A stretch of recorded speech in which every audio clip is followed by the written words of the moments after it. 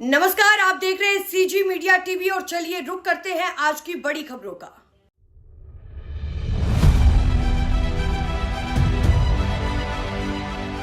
बलौदाबाजार जिले में शिक्षकों की कमी से परेशान बच्चे सड़कों पर उतरने को आम मांग को लेकर के अपने गांव से कलेक्टर कार्यालय तक प्रदर्शन कर रहे हैं। हम लोग सर कबीरधाम जिले के शासकीय मदिरा दुकानों में सेल्समैन सुपरवाइजर के पद पर कार्यरत है, जो कि अपना ड्यूटी करते हैं 10 से 10 और हमारा आदेश आया है 24 पौवा 12 दी 6 बोतल बेचने का।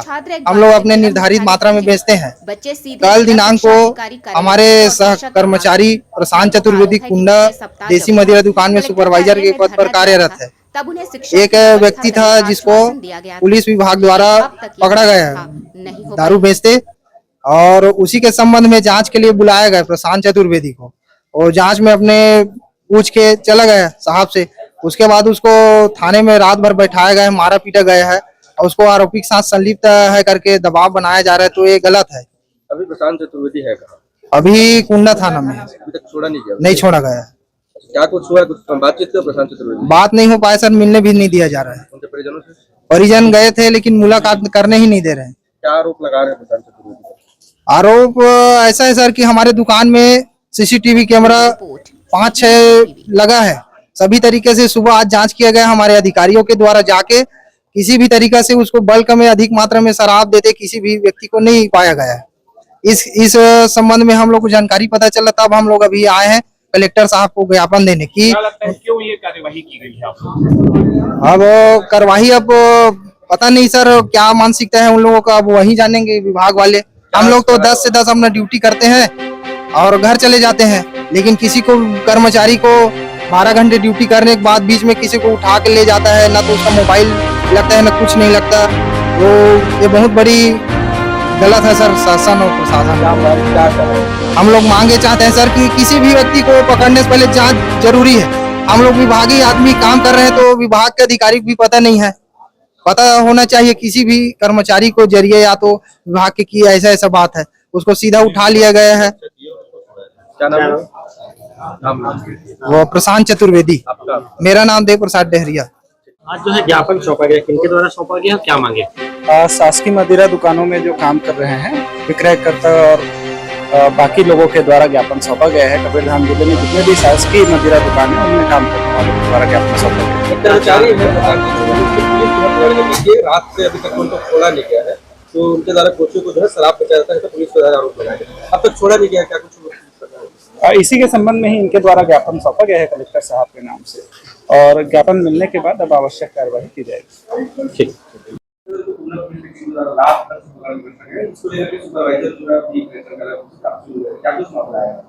वो आबकारी विभाग में देसी मदिरा दुकान कुंडा है, उसमें प्रशांत चतुर्वेदी करके सुपरवाइजर है।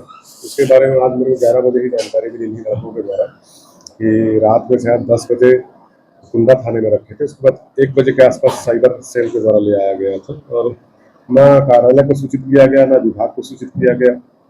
दुकान में नियोजित कर्मचारी है तो उसी से सूचित करना था, लेकिन सूचना कोई नहीं मिली। इन लड़कों के द्वारा सूचना दी गई और उनके द्वारा बोला गया कि लगातार ऐसी घटनाएं हो रही है, तो ऐसा नहीं करेंगे, समझाइश दी गई।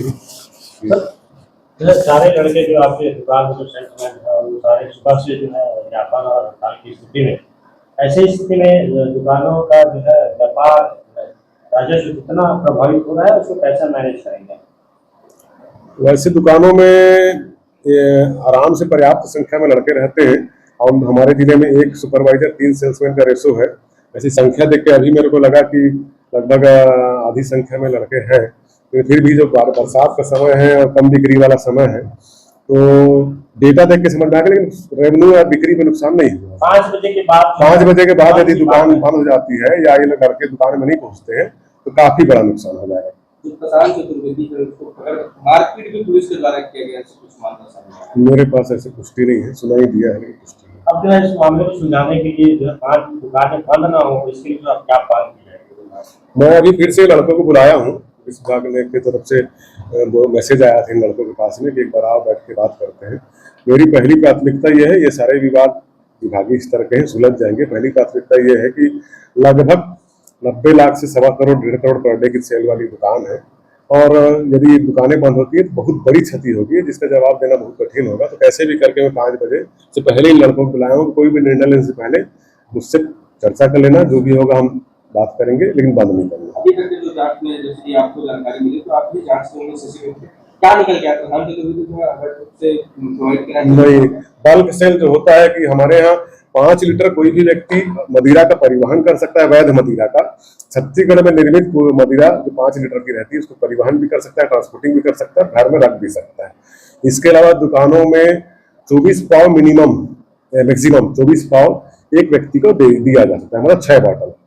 तो अभी तक किसी भी दुकान में हमारी भी टीम परचेस करती है, क्योंकि हमारे मीटिंग के एजेंडा में रहता है कि किसी भी दुकान में बल्क सेल ना हो, अधिक दर पे शराब ना बिके, मिलावट ना हो।